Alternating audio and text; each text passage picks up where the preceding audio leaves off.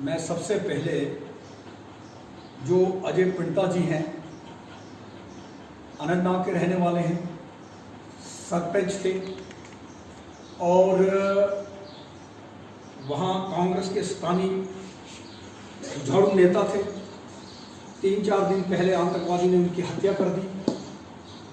उसकी कड़े शब्दों में हम मजम्मत करते हैं और सरकार से ये मांग करते हैं कि उन्हें एक उचित मुआवजा दिया जाए, उनके घर के एक फर्द को मुलाजमत दी जाए और जितने भी पैंच सरपंच हैं उनको सिक्योरिटी मुहैया की जाए, क्योंकि ये ग्रास रूट के बुनियादी जो लोकतंत्र है उसके सबसे बड़े स्तूप हैं। तो सबसे पहले मैं उनको श्रद्धांजलि देता हूँ किश्तवाड़ कांग्रेस की तरफ से, अपने सब साथियों की तरफ से, जिसके लिए हमने आप सबको तकलीफ दी। तो दी इसलिए दी कि कल हमारे डिस्ट्रिक्ट प्रेसिडेंट साहब, जो कांग्रेस के डिस्ट्रिक्ट प्रेसिडेंट हैं, उन्होंने एक प्रेस वार्ता दी और जबकि जो हमें पता लगा उन्हें जो ये प्रेस वार्ता देनी थी वो प्रेस वार्ता जो थी जो शहीद अजय पिंटा जी हैं उसके बारे में देनी थी, लेकिन उस प्रेस वार्ता के बीच में उन्होंने मेरा नाम लेके राजकुमार बड़ियाल, जो किसी पत्रकार बंधु ने उसको पूछा, उसने बोला कि राजकुमार बड़ियाल जो है हमारा बेसिक मेंबर भी नहीं है। तो मैं आपसे यहाँ पर इसके बारे में थोड़ा सा क्लैरिफिकेशन करने के लिए आया हूँ। सबसे पहले किसी बंदे का जो वर्चस्व है वो जनता तय करती है कि कौन किस पार्टी से बिलोंग करता है, कौन कोई नहीं, क्योंकि बहुत सारे ऐसे लोग हैं जो रात को एक पार्टी में होते हैं, सुबह दूसरी पार्टी में जाते हैं। जहां तक मेरा ताल्लुक है, मैंने आगाज इस कांग्रेस में तब किया है जब ये लोग कहीं कांग्रेस में दूर दूर तक दिख रही है। प्रमाण के तौर पर मैं कहूंगा, अगर आप 1983 का रिकॉर्ड खंगालेंगे, 5 जून 1983 का, जब अरमान साहब कैंडिडेट कांग्रेस का बना था और उस वक्त पहली बार नहीं बल्कि दूसरी बार कांग्रेस ने सीट निकाली थी और उस वक्त ये राज बड़ियाल, जिसको ये बेसिक नंबर भी कांग्रेस का नहीं बोलते हैं, वो इश्तहारी पार्डर में कांग्रेस का एजेंट था। तो पहला उनके प्रश्न का उत्तर यह है, अगर मैं बुनियादी मेंबर भी नहीं हूं तो मुझे किस आधार पर वहां पर पॉलिटिकल एजेंट बनाया गया था? सर, तो वजह क्या रह गई कि वो सुनिए, मैं करूं, उसके बाद सवाल करते रहिए। उसके बाद जनावाली क्या होता है, 96 में चुनाव हुआ, अरमान साहब का इलेक्शन था, हम इलेक्शन में बिल्कुल साथ साथ, और 99 में जो ही मैं गवर्नमेंट जॉब में आ गया तो मैंने कहा यार मैं गवर्नमेंट जॉब में आ गया, अब मुझे राजनीति नहीं करनी चाहिए। लेकिन जनाब हैदर शेख साहब 1981 में, जिनके नेतृत्व में मैंने कांग्रेस ज्वाइन की, क्योंकि 2002 में उनको चुनाव लड़ना था आगे, इसलिए उनको उस वक्त हमारी जरूरत थी और चूंकि डायरेक्टली एज ए एम्प्लॉय में उनके साथ खड़ा नहीं हो सकता था, इसलिए उन्होंने उस वक्त आजाद साहब को चिट्ठी लिखी कि बड़ियाल साहब को इंटक में लाया जाए और बतौर स्टेट जनरल सेक्रेटरी इंटक में लाया जाए। उसके बाद मुझे स्टेट इंटक प्रेसिडेंट उस वक्त ठाकुर सुखदेव सिंह जी थे, उन्होंने एरसवाइल डिस्ट्रिक्ट डोडा का मुझे डिस्ट्रिक्ट प्रेसिडेंट बनाया। 2002 में शेख साहब का इलेक्शन चला गया। उस वक्त तो शेख साहब कहते थे कि बड़ियाल साहब मेरा जैसे इरशाद बेटा है, इरशाद से बड़ा बेटा है। आज इरशाद साहब उनके ताने में प्रेस कॉन्फ्रेंस में खड़े थे। मेरा ये आपसे सवाल है, अगर मैं बेसिक मेंबर नहीं हूं तो वहां प्रेस कॉन्फ्रेंस में मोहम्मद असलम मलिक साहब भी बैठे थे, उनसे ये पूछे कि आप राज बड़ियाल साहब को वार्ड 1 में लेकर क्या करने गए थे? जो 7 दिन आपने वहां पर एक एक घर में जाके कहा कि हमारा कैंडिडेट है। मैंने कभी दावा नहीं किया कि मैं कैंडिडेट हूं। सवाल ये चीज है कि मेरे पास, मुझे जब सूरी साहब ने मैसेज दिया कि आप मुझे मिलिए, सूरी साहब ने कहा कि किश्तवाड़ में कांग्रेस कमजोर है, आप बड़ी देर से कांग्रेस के साथ विचारधारा आपकी जुड़ी हुई है, क्या आप पार्टी को खिदमत दे सकते हैं, क्या आप नौकरी छोड़ सकते हैं? मैंने कहा मैंने कांग्रेस को एक मां जैसी माना है, उसकी विचारधारा से मैं बचपन से सहमत हूं। अगर आज इस वक्त जब पार्टी जो है एक मुश्किल दौर से गुजर रही है, अगर मेरी सरकारी नौकरी भी मुझे छोड़नी पड़े, मुझे पार्टी के लिए काम करना पड़े, तो मैं पार्टी के लिए काम करने के लिए तैयार हूं। महेंद्र जी भी वहां मौजूद थे, सब लोग यहां मौजूद थे। रहा सवाल कैंडिडेचर का बात तो इन लोगों ने की, मैंने तो कभी नहीं की। ब्लॉक प्रेसिडेंट ने की, मैंने नहीं की। अब रहा सवाल, अगर मैं बुनियादी मेंबर नहीं हूं, तो सूरी साहब ने जो 5-6 महीने पहले एक लेटर निकाला कि ये किश्तवाड़ कॉन्स्टिट्यूंसी के जी इंचार्ज हैं। क्यों निकाला? वाइस प्रेसिडेंट है, चिनाब वैली के वो क्या कहते हैं ये इंचार्ज हैं, 3 बार एमएलए रह चुके हैं, भारत डिस्ट्रिक्ट प्रेसिडेंट से वो बड़े हैं। पहले वो लोग आपस में तय करें कि कौन क्या है। उसके बाद रिसेंटली एक ऑर्डर और सूरी साहब की तरफ से आया जिसमें बाज़ाब्ता मीर साहब का भी मेंशन है कि मुझे जिम्मेदारी डिस्ट्रिक्ट किश्तवाड़ की बतौर एज ए स्पोक्स पर्सन दी गई कि कांग्रेस के संवेदनशील इश्यूज पे आप ही बोलेंगे। तो सवाल ये चीज है, मैंने इन सारी चीजों पे अगर मैं नहीं था तो मैं बेसिक मेंबर कहां से बना? तो मेरा कहने का मतलब है कि जिस तरीके से इन लोगों ने कल मुझे पब्लिकली हरास करने की कोशिश की है, डिफेम करने की कोशिश की है, मैं इनसे पूछना चाहता हूं आज आपके माध्यम से, जिला कांग्रेस कमेटी के प्रेसिडेंट को 2 साल लगभग होने जा रहे हैं। कोरोना का महामारी है, पूरे 2 महीने ये शख्स जम्मू में बैठा रहा। ये मुझे बताइए कि इसने कोरोना महामारी में कितने लोगों की मदद की, कितने लोगों तक ये जो भूखे थे, जिनको जरूरत थी, कितने लोगों तक ये पहुंचा, कितनी ब्लॉक कमेटियां इसने बनाई, कितने ब्लॉक में इसने 2 साल में विजिट किया।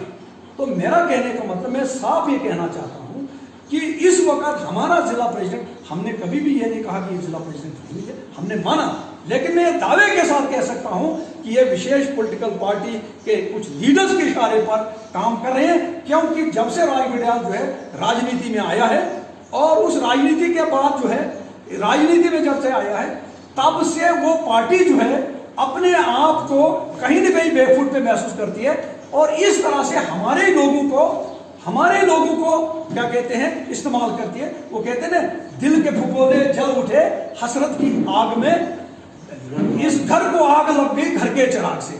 तो मैं ये कहना चाहता हूं कि इस तरह से, जिस तरीके से अगर उनको मेरे बारे में कुछ कहना था, पार्टी प्लेटफॉर्म पे कहते, अंदर बैठकर कहते थे।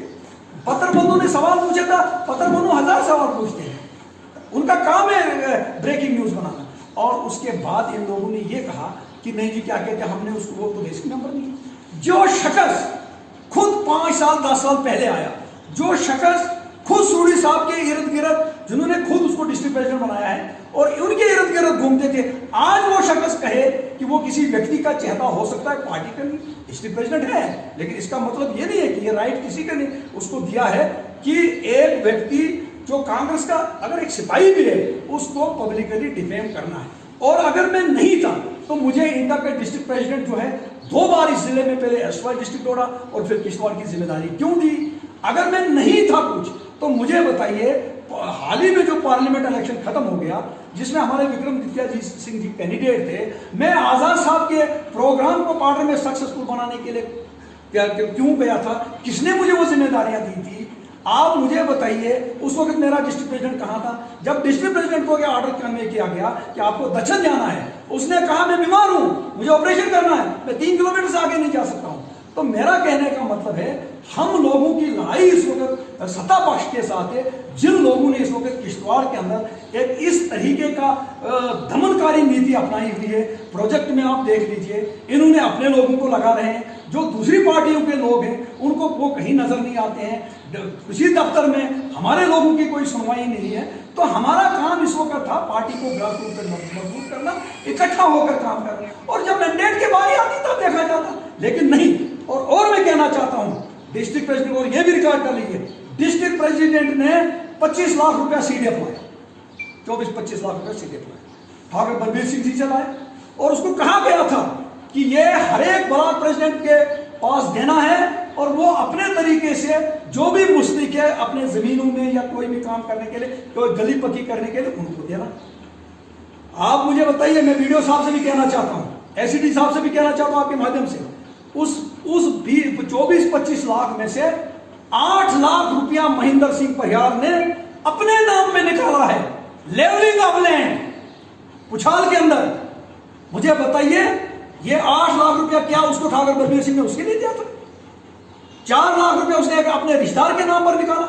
उसके बाद के सर मैंने पैसा, मुझे अगर पैसा दिया गया चाहे 14 लाख या 15 लाख, एक एक रुपये का हिसाब है। हमने बॉर्डर में पैसा दिया, वर्कर्स के माध्यम से दिया, जो गरीब लोग थे उनको उन्होंने अपने डंगे दिए, क्या कहीं किसी सराय के लिए दिया, कहीं किसी ट्रांसफार्मर के लिए दिया, कहीं दक्षिण में घर जले उनके लिए दिया। तो हमने जनरल पैसा दिया, हमने पैसा जेब में नहीं रखा। और ये लोग क्लेम करेंगे कि हम लोग जी बहुत ही संस्कारी कांग्रेसी हैं। 2002 में 1996 में बशीर साहब के, मरहूम बशीर साहब के स्टेज पे ये शख्स कहता है कि जम्मू कश्मीर जो है किसी भी तरीके से जुगराफियाई दृष्टि से किसी भी तरीके से हिंदुस्तान का अभिन्न अंग नहीं है। तो इस तरीके के स्टेटमेंट देने वाले जो डिस्कस्टेड लोग थे, दूसरी पार्टियों से भागकर आए, वो हम लोगों को कांग्रेस की राजनीति सिखाएंगे। इसलिए आज हमें मजबूर होकर ताकि वर्कर्स में गलतफहमी नहीं जाए। आज जो सैकड़ों कार्यकर्ता किश्तवाड़ कांग्रेस के साथ जुड़े हुए हैं, जो बार बार मुझे फोन कर रहे हैं कि ये क्या हो रहा है, उन लोगों का मनोबल रखने के लिए, क्योंकि इनका असली निशाना जो था यही था कि किसी न किसी तरीके से जो लोग आज कांग्रेस की तरफ आ रहे हैं उनका जो है मोह भंग हो जाए और उनकी वापसी बंद हो जाए और इस तरह से वो कांग्रेस की तरफ रुख ना करें। इनका इस तरीके से इस कांग्रेस को, क्योंकि आपने देखा लगातार कांग्रेस 2002 के बाद शेख साहब ने 15,000 वोटों से जीता था, उसके बाद लगातार हम लोग जो है नीचे की ओर जा रहे हैं। 2008 में हमारे जुगल जी इलेक्शन लड़े थे, बदकिस्मती से पोलराइजेशन में बहुत अच्छे लीडर थे स्वर्गीय जुगल जी, आज हम उनको श्रद्धांजलि देते हैं। और उन्होंने हमेशा क्या कहते हैं कांग्रेस के साथ मिलकर काम किया। तो उसके बाद नेकराम जी इलेक्शन लड़े, वही हालत उस वक्त थी। तो मेरा कहने का मतलब है कि इन लोगों ने जिस तरीके से यहाँ पे ये कांग्रेस के अंदर कुछ पॉलिटिकल पार्टी जो रात के अंधेरे में अक्सर उन लोगों के पास जाते हैं, उन्होंने ये जिम्मेदारी उठाई है। इसलिए आज मैंने प्रेस कॉन्फ्रेंस आपके सामने बुलाई। अगर आपको कोई सवाल करना है तो मुझे सर बताओ। कांग्रेस 2 गुटों में कतई नहीं बंटी है। हम डिस्ट्रिक्ट प्रेसिडेंट महेंद्र सिंह को मानते हैं। क्यों मानते हैं? क्योंकि वो प्रेसिडेंट बना है थ्रू स्टेट प्रेसिडेंट। हमारे उस वक्त जो अध्यक्ष थे राहुल गांधी जी थे, हमारे गुलाम मोहम्मद साहब को भी उन्होंने बनाया, तारक साहब को भी बनाया, पीछे वाइस प्रेसिडेंट हमारे वो भी, ये स्टेट सेक्रेटरी हमारे यूथ के हैं, इनको भी बनाया, ये वाइस। तो सवाल ये पैदा होता है, हमें वो चीज़ नहीं है। ना ही हम ये कहते हैं कि हमने कोई पार्टी के अंदर लाइन खींची, बल्कि एक जो कार्यकर्ता हैं, जो कांग्रेस के सिपाही हैं, अगर पब्लिकली उनको हैरास किया जाएगा, उनको काम करने का अगर ये सलाह दिया जाएगा, तो जाहिर सी बात है अपनी बात रखने के लिए उनको मीडिया में आना पड़ेगा, ताकि जो सैकड़ों इस वक्त कार्यकर्ता बीजेपी और दूसरी पार्टियां छोड़कर कांग्रेस में अपना विश्वास रख रहे हैं, तो उनको लोगों को किसी भी तरीके से हमें डिसअपॉइंट नहीं देना है। तो हमने कभी नहीं कहा कि नहीं जी उसको हटाओ, हमने कभी नहीं कहा कि हम उसको नहीं मानते, हम बराबर उसको डिस्ट्रिक्ट प्रेसिडेंट मानते हैं। लेकिन ये राइट डिस्ट्रिक्ट प्रेसिडेंट को कतई नहीं दिया गया है, वो किसी भी छोटे से छोटे कार्यकर्ता की भी पब्लिकली ह्यूमिलेशन करे। और अगर आप उसमें डिफेंड नहीं करेंगे, ये तो नामुमकिन सी बात है, तो आपको सैकड़ों कार्यकर्ताओं को क्या मैसेज आएगा? हम लोग इस वक्त लगे हैं कि भाई अगर हमारे कोई बेचारे मजदूर फंसे उनको लाओ, हम कोई मुलाजिम फंसा है उसको लाओ, किसी का डीसी ऑफिस में परमिशन है उसको दे दो, किसी को राशन नहीं है उसको दे दो, बगैर कोई पब्लिसिटी हम काम करते रहे। सर उन्होंने कल कहा कि सरकार जो है केंद्र सरकार काम नहीं कर रही है मजदूरों को लाने का। तो मैं आपको बात बताऊंगा, सुनिए मेरी बात। सरकार से मैं कतई संतुष्ट नहीं हूं। मेरे संतुष्ट होने से क्या असर है? पूरे मजदूरों के साथ क्या हुआ पूरे हिंदुस्तान ने देखा है सर। पूरे मजदूरों के साथ कितने छाले उनके पांव में पड़े हैं, 1300, 1400 किलोमीटर सर। वो कोई यूपी, कोई बिहार, कोई उत्तराखंड, कोई छत्तीसगढ़ चला गया सर। एक वो वीडियो गवाह है, जो वीडियो अपनी बच्ची, मरी हुई मां के साथ जो बच्ची, उसको जगाने की कोशिश करती है सर। और वो वीडियो भी आपने देखी होगी कि जो मां अपने बच्चे को ब्रीफकेस पे घसीट रही है सर। वो वीडियो भी आपने देखी होगी कि सैकड़ों, हजारों, लाखों मजदूर जो थे सड़क पे आकर जो है एहतजाज कर रहे थे। सरकार पूरी तरह से नाकाम हो गई है। और इस सरकार की बदकिस्मती और विडंबना देखो, जब हमारे पास 250 केस थे तो इन्होंने 2.5 महीने लॉकडाउन रखा, जब 3 लाख हो गया अब ये क्या कहते हैं लॉकडाउन खोल दिया। ये इस सरकार से कहोगे क्या? आज मैं ये कहना चाहता हूं सर, जिस मनरेगा को हमारे प्रधानमंत्री आदरणीय मोदी जी पानी पी कर पार्लियामेंट में कोस रहे थे कि नहीं जी ये तो भ्रष्टाचार का एक बहुत बड़ा समाज कांग्रेस ने खोल दिया। आज वही मनरेगा जो है, ये मनरेगा जो है उपयोग हुई उन श्रमिकों तक सहायता करने के लिए। और आज भी हमारी डिमांड है कि इनको 3 महीने की मजदूरी जाए, 200 से 300 रुपया इनको क्या कहते हैं, कम से कम इनको क्या कहते हैं वेतन दिया जाए, और 10,000 रुपया फौरी तौर पर इनके जेबों में डाला जाए, और 7,500 रुपया तब तक महीना दिया जाए जब तक ये महामारी खत्म हो। सर मेरा आपसे एक सवाल रहेगा कि अगर कांग्रेस के कार्यकर्ता एक दूसरे पर ऐसे ही तानाशाही काम करते रहेंगे, क्या कांग्रेस पार्टी एक फ्लैग के नीचे आकर क्या काम कर सकती है? सर बिल्कुल, मैं आपको बताऊंगा, इससे पहले भी हम एक साहब से मिले थे, हमने यही दुखड़ा उनको सुनाया था। और आजाद साहब जब जम्मू कश्मीर की पूरी मीटिंग ली थी, उन्होंने ये कहा था जो डिस्ट्रिक्ट प्रेसिडेंट, नोट कीजिए मेरी बात, जो डिस्ट्रिक्ट प्रेसिडेंट पूरे अपने लोगों को अपने साथ नहीं चला पाएगा, मैं उसको फेलियर मानता हूं। ये डिस्ट्रिक्ट प्रेसिडेंट की जिम्मेदारी। आप मुझे बताइए, राज बड़ियाल ने कब क्लेम किया मैं टिकट लूंगा? अगर उनको मुफ्त में एक बंदा अपनी लाख रुपए की नौकरी छोड़कर आया है, इस दौर में जब कांग्रेस एक बुरे दौर में गुजर रही है, अगर उनकी मदद कर रहा है, सहायता कर रहे हैं, उनको तकलीफ होनी चाहिए, खुश होना चाहिए। सर आप क्या मान रहे हैं कि डिस्ट्रिक्ट प्रेसिडेंट का ये फेलियर है? क्योंकि आप इस वक्त जो कांग्रेस को देखा जा रहा है सिर्फ दो ग्रुप्स के अंदर चल रहा है, ए टीम और बी टीम बन चुकी है। आप डिस्ट्रिक्ट प्रेसिडेंट का ये फेलियर मान रहे हैं? सर मैं बताऊंगा, न डिस्ट्रिक्ट, न ये ए टीम है न बी टीम है। पहले यहां पर किश्तवाड़ में भी कांग्रेस को नेशनल कांफ्रेंस की बी टीम कहा जाता था, लेकिन धीरे धीरे जब हम इलाकों में गए और काम करते गए, वो बंद हो गए। बीच में यह भी कहा था कि नहीं राज बड़ियाल को जी नेशनल कांफ्रेंस ने खड़ा किया है, वो चीजें भी बंद हो गई। अब इन्होंने कहा कि घर के ही बंदे से ये करो, कोई ए टीम नहीं है, कोई बी टीम नहीं। आज भी डिस्ट्रिक्ट प्रेसिडेंट, आज भी वो हमारे कार्यकर्ताओं की एक एक कांग्रेसी की इज्जत करना सीखे। ये नहीं कि जो 4 लोग उसके सामने चापलूसी करेंगे और वो उनको कांग्रेसी कहेगा। जो कभी कांग्रेस के मेंबर भी नहीं थे, उन लोगों को पदों पे बिठाएगा और इस तरह से कांग्रेस फलेगी फूलेगी। ए टीम बी टीम नहीं है। हमारा रोष, हमारा एहतजाज डिस्ट्रिक्ट प्रेसिडेंट के खिलाफ है, और जो हमारा राइट है, और हम चाहते हैं इसमें हमारे मीर साहब, हमारे सूरी साहब इंटरव्यू करें। अगर उसने ये पब्लिकली बात कही, क्यों इनको कहने की जरूरत पड़ी? आज अगर एक भी क्या ब्लॉक प्रेसिडेंट उसके साथ था कल, ये बताइए जरा, एक भी ब्लॉक प्रेसिडेंट था? एक भी ब्लॉक प्रेसिडेंट वो बैकबोन होती है किसी भी तंजीम की। कोई भी ब्लॉक प्रेसिडेंट उसके साथ नहीं था, लेकिन मैं तब भी उसको नहीं कहूंगा कि यार तू फेलियर है। हम उसको हर कदम पे साथ देने के लिए तैयार हैं। मेरा कहने का मतलब है कि हम लोग जो हैं, हम पार्टी के लिए आए, और पार्टी के लिए आखिरी दम तक राय बिड़ा लड़ता रहेगा। मुझे मुसीबत यह है कि लड़ना था मुझे बीजेपी से, लड़ना था मुझे एनसी से, लड़ना था हमें पीडीपी से, लड़ना पड़ रहा अपने लोगों से। तो क्या ऐसी क्या आफत आन पड़ी कि डिस्ट्रिक्ट प्रेसिडेंट जो है वो आकर एक मीडिया के सामने एक प्रेस वार्ता देता है, उसमें ये बताता है कि राज बड़ियाल जो है वो उसकी बेसिक मेंबरशिप भी नहीं है? ऐसी क्या आफत आन पड़ी?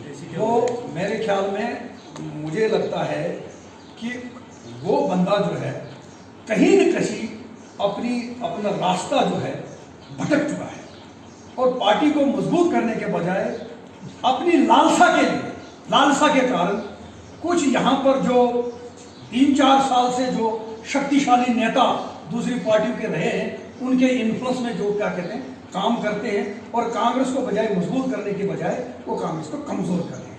ये दुर्भाग्य है कांग्रेस का कि बाढ़ ही खेत को खाने लग जाए तो इस खेत को बचाएगा कौन? लेकिन फिर भी राज बड़ियाल और राज बड़ियाल के सारे कांग्रेस के, राज बड़ियाल कुछ नहीं है, कांग्रेस के सारे सिपाही जो हैं, एक एक सिपाही कांग्रेस को किश्तवाड़ में मजबूत करने के लिए तैयार है।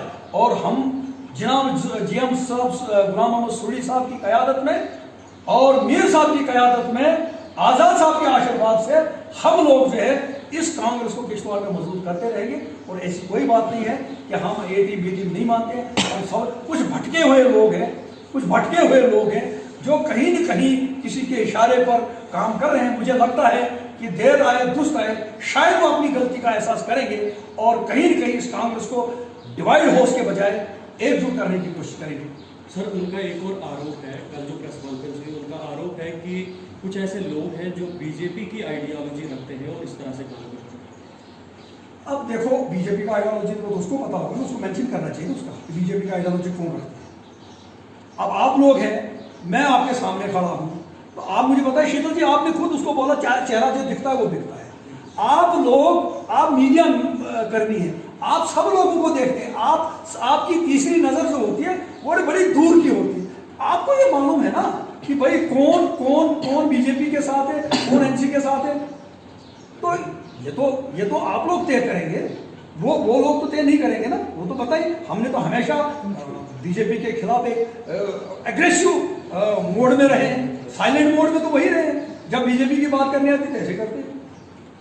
और सर आखिर पर अपने पार्टी के वर्करान को क्या मैसेज देना चाहेंगे, क्योंकि जिस तरीके से कल जो प्रेस कॉन्फ्रेंस दी गई उस पर साफ साफ आपको पार्टी से बिल्कुल अलग कर दिया गया है, तो आपको अपने तरफ से अपने पार्टी वर्करान को क्या मैसेज देना चाहेंगे लास्ट पर? मैं आपको बताऊंगा, मेरे ख्याल में अब जो भी डॉक्यूमेंट मैंने आपके सामने रखे, जो भी हमने काम किया है, क्या कहते हैं इतने, ये क्या कहते हैं 15-20 साल का जो आप प्रेस कटिंग्स देख रहे हैं, अगर वो इसके आधे भी दिखाएगा जो मर्जी है तो जनाब वाली। और सुबह से मुझे बड़े फोन आ रहे हैं, क्योंकि बहुत सारे लोग बीजेपी छोड़कर जी बिल्कुल कांग्रेस के साथ जुड़े, इसमें कोई शक। मैं उनको ये कहता हूँ, चिंता करने की कोई आवश्यकता नहीं, सब कुछ ठीक हो जाएगा। ये एक घर है, एक ही रहेगा। हमारा जो फोकस है वो फोकस है इस वक्त जो सत्ताधारी लोगों ने यहाँ पर लोगों के साथ किश्तवाड़ में, हमारा फोकस है यहाँ पानी क्यों नहीं आया, हमारा फोकस है यहाँ सड़कें क्यों नहीं बनी, हमारा फोकस है अस्पताल की खस्ता हालत है, हमारा फोकस है कि यहाँ पर आई हॉस्पिटल क्यों नहीं बना, हमारा फोकस है सतपुर तालाब क्यों नहीं बना, हमारा फोकस है यहाँ पर रिजर्वायर क्यों नहीं बने, हमारा फोकस है फिल्टर प्लांट क्यों नहीं बना। हमारा फोकस इन बातों पर, नाईगढ़ की फेलियर स्कीम क्यों, हमारा फोकस इन पर है। और यही फोकस लेकर मैं अपने वर्कर्स को और किश्तवाड़ की जनता को ये मैसेज देने की कोशिश करता हूँ कि भयभीत होने की जरूरत नहीं है। ये लोग कभी कभी जिस तरह से वो बरसात में मेंढक निकलते हैं ना, तो चू चू चू चू चू करते, कुरकुर करते, वो वही मेंढक है, इससे ज़्यादा उनका कुछ नहीं। आगे जाके आपको सब ठीक लगेगा।